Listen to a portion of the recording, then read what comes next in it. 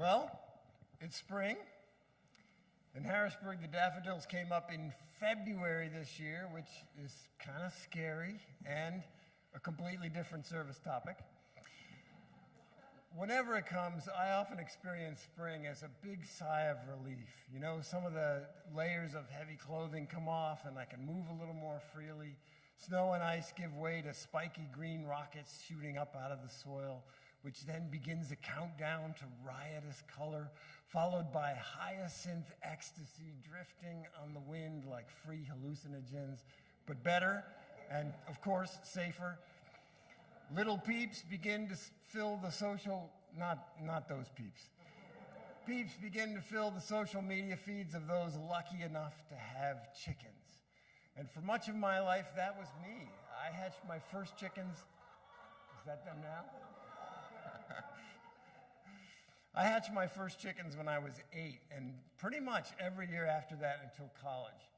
My little brother hatched ducks, and my sister did geese. And there were turkeys somewhere in there, too. I'm not sure whose responsibility that was. So every spring, we would fire up the incubator and fill it with eggs. Multicolored chicken eggs, larger, greasy-looking duck eggs, and big, elegant goose eggs. You know, chicken eggs take about 21 days to hatch. Ducks take around 28 days, and geese average about 32, which meant that after 3 weeks of excited anticipation for us kids, we had nonstop awe and wonder for 11 or 12 days every spring. But you know, you never get 100%. There are always some eggs that don't hatch. Sometimes there are stragglers that hatch a day or two late, so we would always wait until 35 days just to be sure. There were always a few duds. And there was another reason to procrastinate turning off the incubator.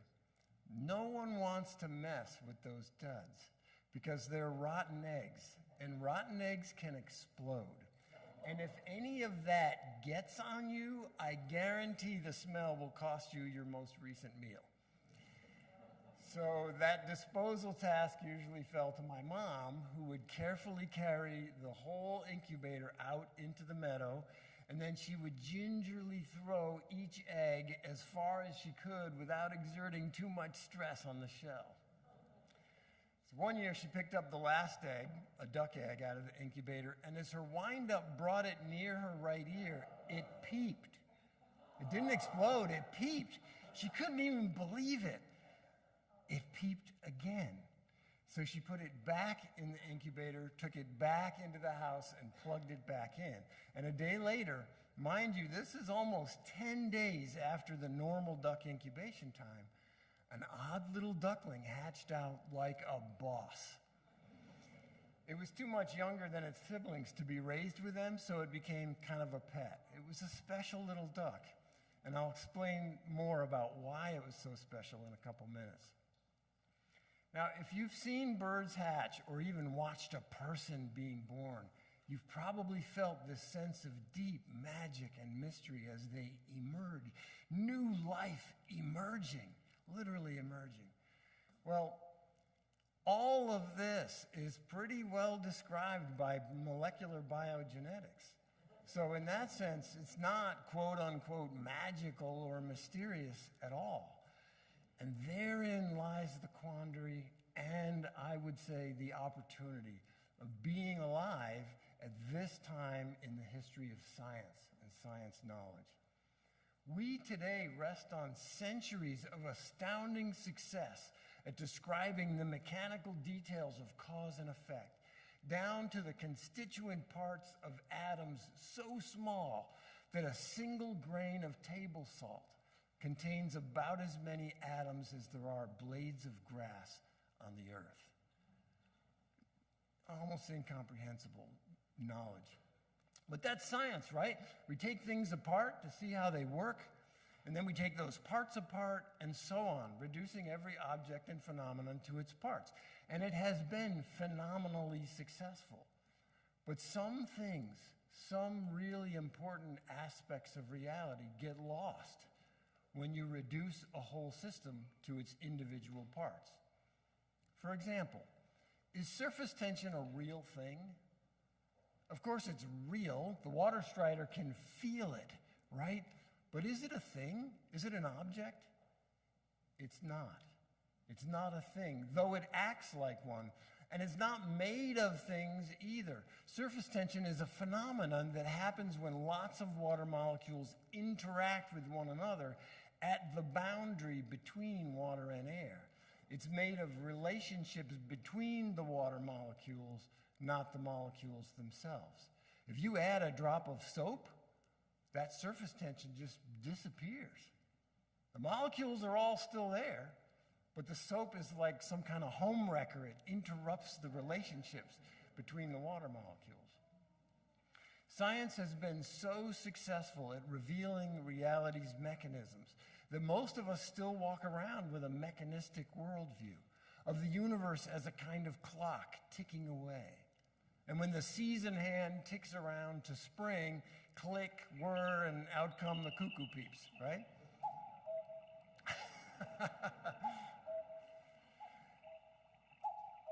Are you done? And this is why so many of our traditionally religious neighbors and friends are wary and weary of science. They hear science saying, it's all nothing but molecules, and it's nothing but atoms and the laws of physics, and reducing, there's that word again, reducing everything to the mechanical, to the mundane. Some scientists are still talking like that, but it's only half the story. Because many of the things we take for granted as being real things are actually more like surface tension. They're made of relationships that disappear when you take them apart. They're not made of parts, and they're not mechanical. They arise out of relationships between parts, but they show up as things in their own right. Things like surface tension, but also like planets and plants and people. What I'm touching on here is the relatively new science of emergence, which studies properties of matter that aren't themselves matter, but arise out of interactivity, out of relationships between matter. So this is my cousin Joe. He's quite the looker, huh? Do you agree? I told him he should have gone into modeling.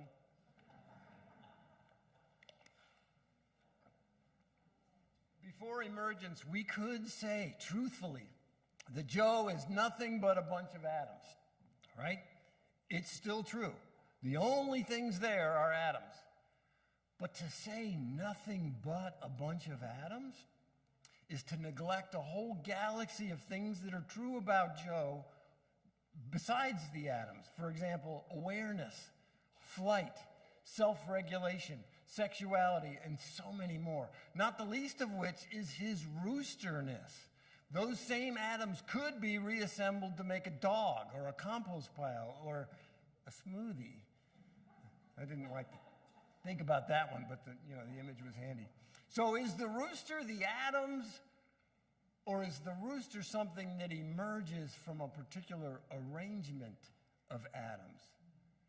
That unique arrangement hints at what emergence scientists are calling constraints.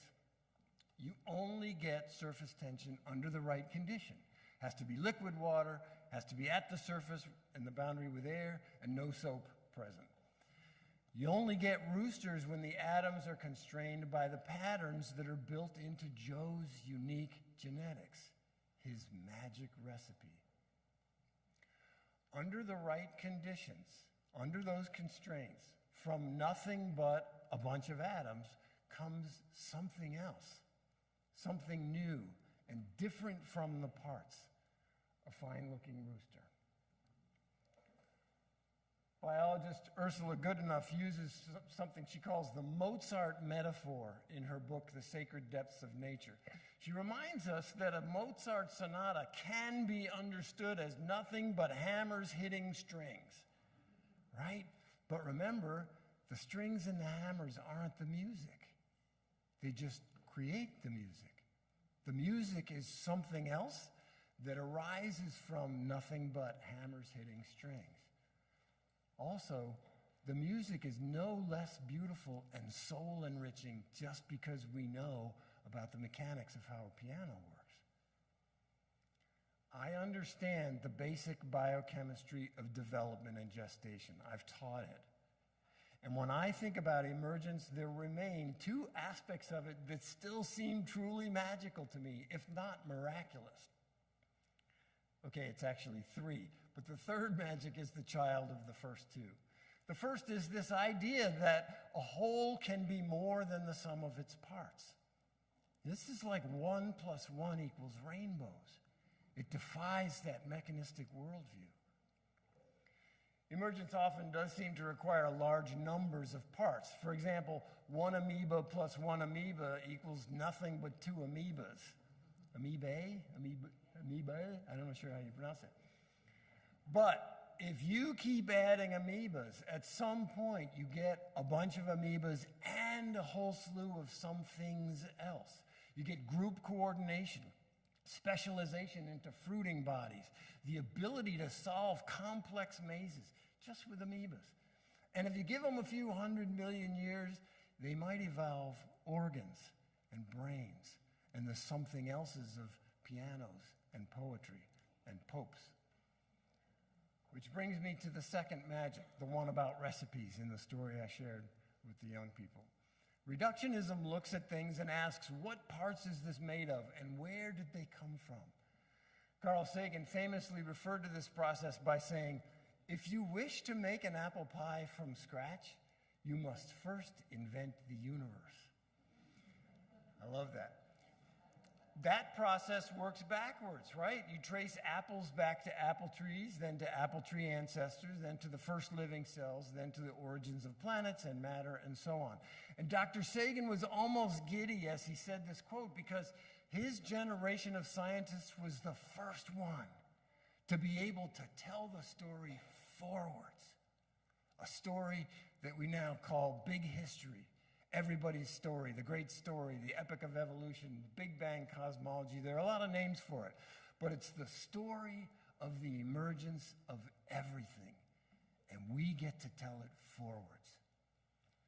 So that second magic that I'm zigzagging towards here is self-assembly. It's wild enough that a system can be more than the sum of its parts, but it's downright mind-blowing to contemplate the self-assembly of such systems.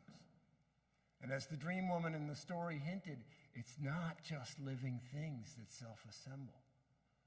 All this stuff, from baby ducks to human societies, are what atoms assemble themselves into under the right conditions. And here's where the two magics make a baby together, because we now know that the universe began with energy, insanely bright light, and nothing else. The first matter condensed out of that light during the first second of time. But there was no matter, no atoms there at the beginning. As this great mystic and prophet revealed, matter is a form of energy, tremendously condensed, and it exhibits different properties, emergent properties from the energy that it condensed from.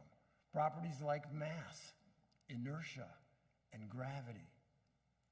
Energy is not a thing. Energy is potential. It's action. It's verbs.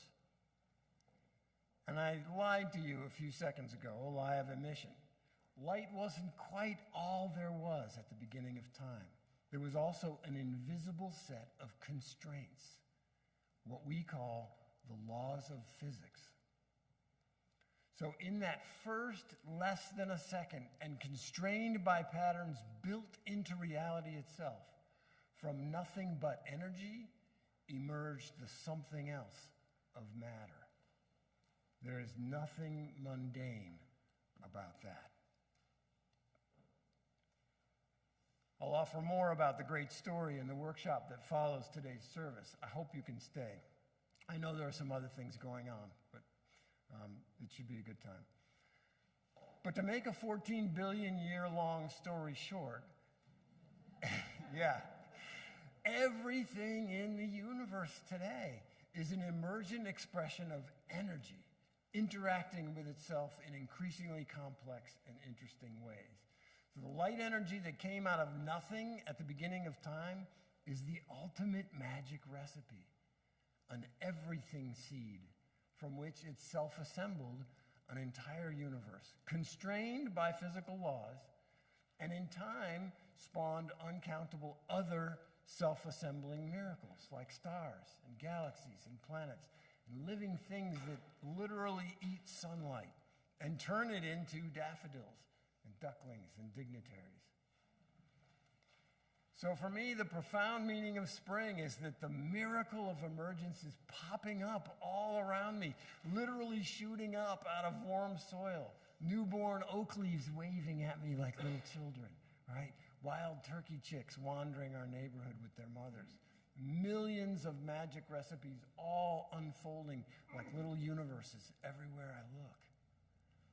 And each one is unique. Every creature that reproduces sexually, which is pretty much all the plants and animals, is genetically unique. Every one of those seeds and eggs out there can self-assemble into something completely new, a combination of traits that the universe has never seen before. Each one of those beings.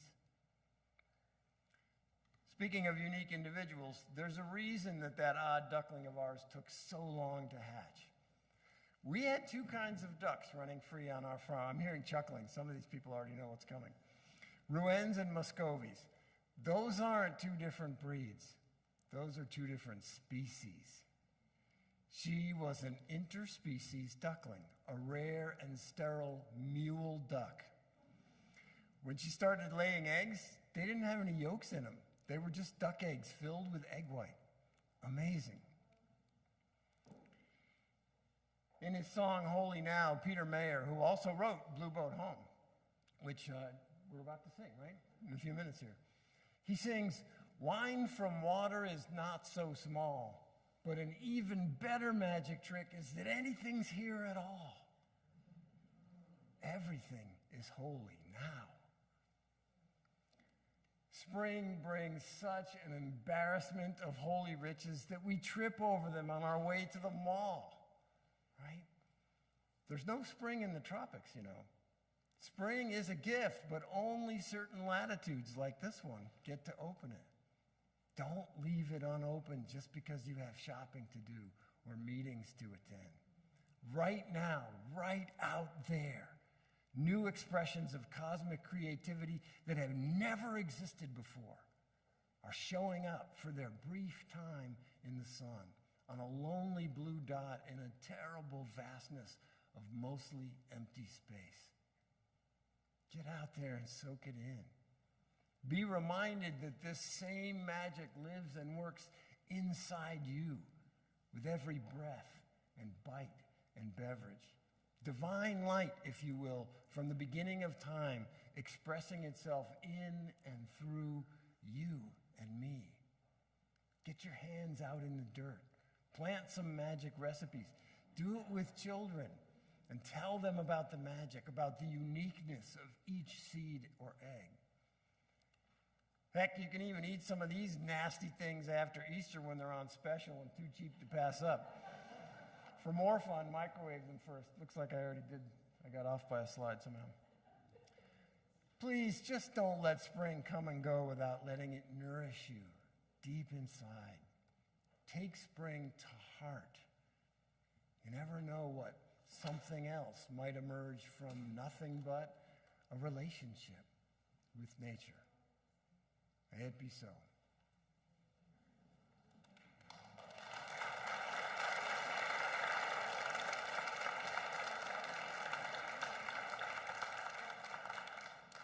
Would you please stand as you're willing and able and join us in singing Blue Boat Home, 1064.